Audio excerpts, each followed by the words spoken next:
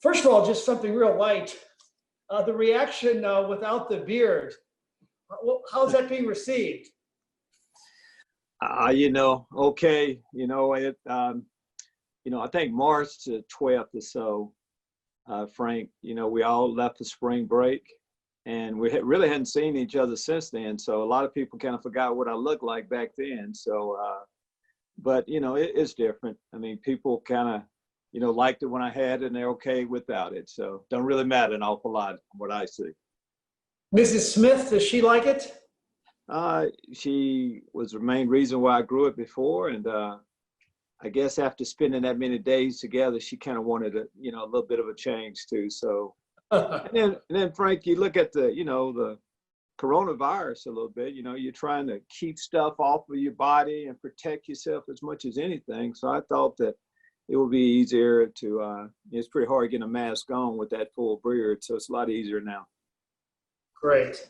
I want to bring up a couple of really interesting things, what you've tried to do with your staff and giving African Americans a chance in this coaching profession where they're not getting, jobs. I think you have 8 total assistant coaches that are African American on your staff. Can you tell me your philosophy on giving them a chance? Well, I mean, it's pretty deep on what, we're trying to do at the University of Illinois. Frank, I'm where I am today. I'm talking about having an opportunity to lead a major university based on being given a chance. And, back in the day, I can remember when I was the only Black coach on the staff, and then there were 2 of us. And you can only go, it seemed like there were only so many. And I heard all of the different reasons why. I don't know enough qualified people. Well, I think you have to really, if you look close, there are a lot of Black qualified coaches, and that's what I've been able to find. And when I had openings, it's not like I specifically was just trying to hire Black guys, but there were a lot of, again, qualified coaches, and it just made sense. But we realized how many we have on our staff. 7 of 10 full-time coaches are Black men. And, why not? Most athletic football programs have Black athletes. And, the argument that, there are a lot of Black fathers that have been raising and leading Black young men all their lives. Why couldn't they be able to coach them? So anyway, it made sense for us, and we're excited about our staff. How disturbing is the trend that there's 130 FBS coaches and only 14 of them are African American? It's disturbing. And I'm going to go first, our top league, NFL, where we have 2 Black GMs. That's got, when we talk about the reason why, I don't know, but there should be more. I believe systemic racism exists in our world, and I guess some people don't see Black guys in that leadership role, but you should, because there's enough qualified people for those numbers to be a lot higher. What will you tell, or what have you told your student athletes in Zoom meetings, and now you're seeing them in person, about what's going on in this country right now? Again, Frank, that's pretty deep for me too. I make the statement, I'm a 62-year-old Black man from the South. I've seen an awful lot in my time. And I've always wanted our guys to be involved in what's happening in our world, and just being informed. Last presidential election, guys, get out and vote. That's the only way you can really make a difference.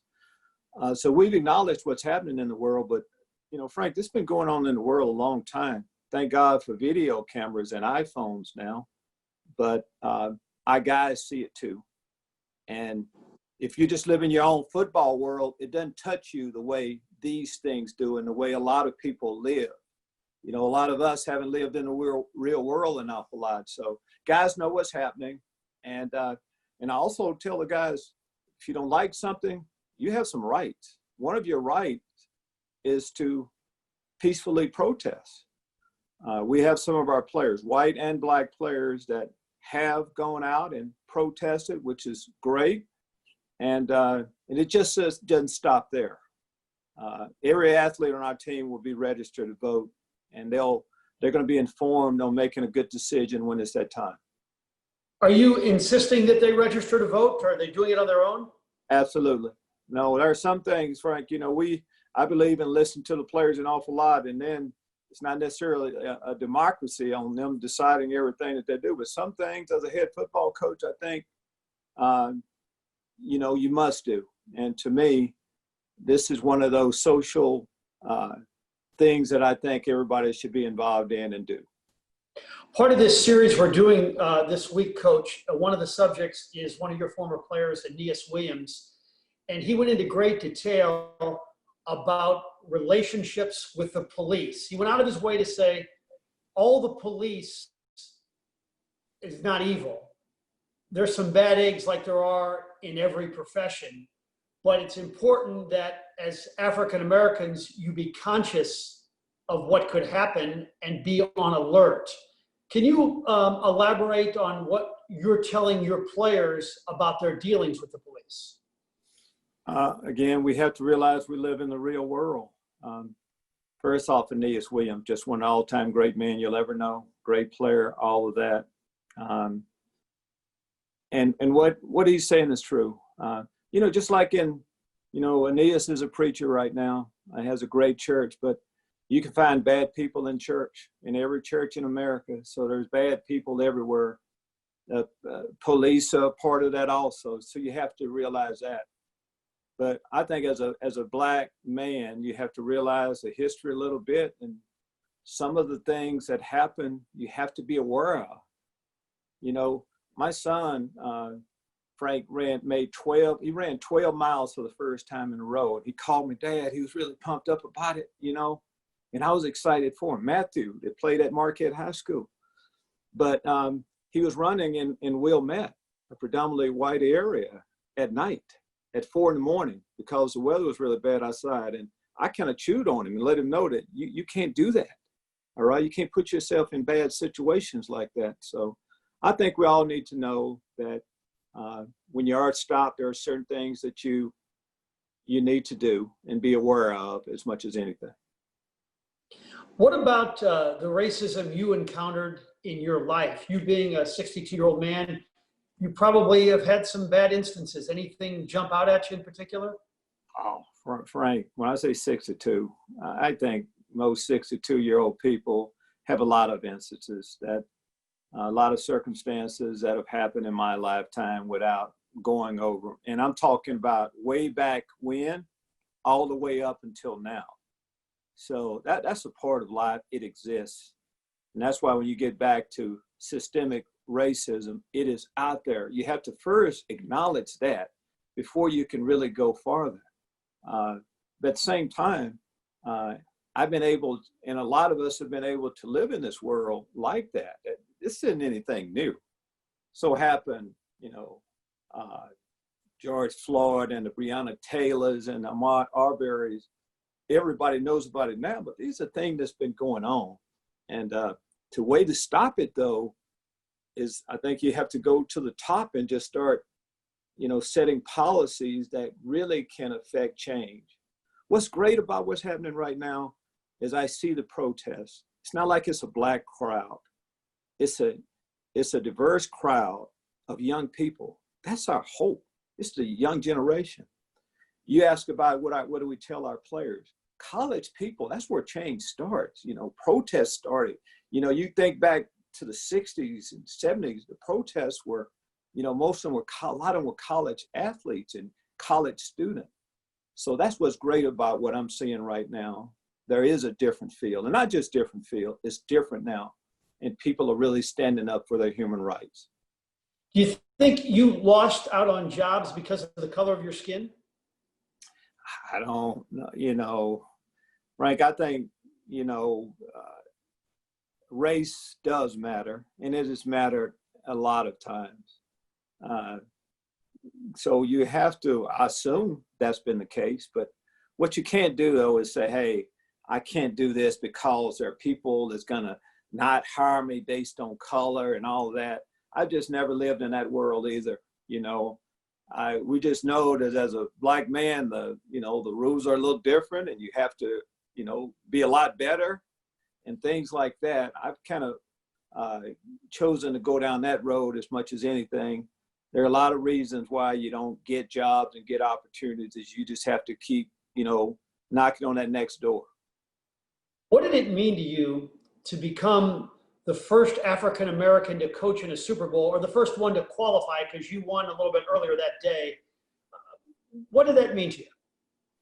That means a lot. Whenever you can be the first to do something, it's a trailblazing moment. You have to be excited about that. As we talk about advancement, that's what it's about. Some of us have been blessed to be the first to do those things, and there's responsibility that goes along with that. As you talk about, me being able to get jobs, as I've looked at it, every time I've gotten a job, there was pressure that I felt to do well, so the next person that looked like me would get an opportunity. So it meant an awful lot being the first, black head coach to lead his team to a Super Bowl. But, I've had an opportunity to be the first in a lot of things. The first in the state of Illinois, the first black guy to lead the professional team, first black guy to lead the flagship university of the University of Illinois as a football coach. So, again, I don't take that lightly. I understand what goes along with that. And you're also you just brought your team to their first bowl game in 5 years. You got to be pleased with the big jump you made last year. Please. We made noise this past year, Frank, and we thought going into the season that, 4 seasons ago, going to be our fifth one right now. We initially came here, we felt like we had to overhaul the program, start from scratch. And it takes time as you're building to go through the process. You can't skip a step. So I knew it would take a while. But last year, again, we made progress, to be able to beat Wisconsin, Michigan State, biggest comeback in the history of our university, to beat Purdue soundly the way we did. And yes, to go to a bowl game, that was a goal. And as we build our program, Frank, 3 years ago, we started 15 true freshmen. They're seniors now. They run our locker room. That's why there's so much optimism around here about this upcoming season if we get a chance to play. Yeah, I was going to ask you, what's your gut feel? Do you have any idea whether you're going to be playing football in the fall? We have to assume we're going to, and that's what I'm telling our football team. We have our training camp plan down. Some of the new rules that they've made, now 6-week program, all of our athletes will be on campus by the July the 6th. This year we get an additional, the difference between this year and last year, we get an additional 2 weeks of walkthroughs, which is really big. I love walkthroughs as another tool to teach and get ready to actually practice.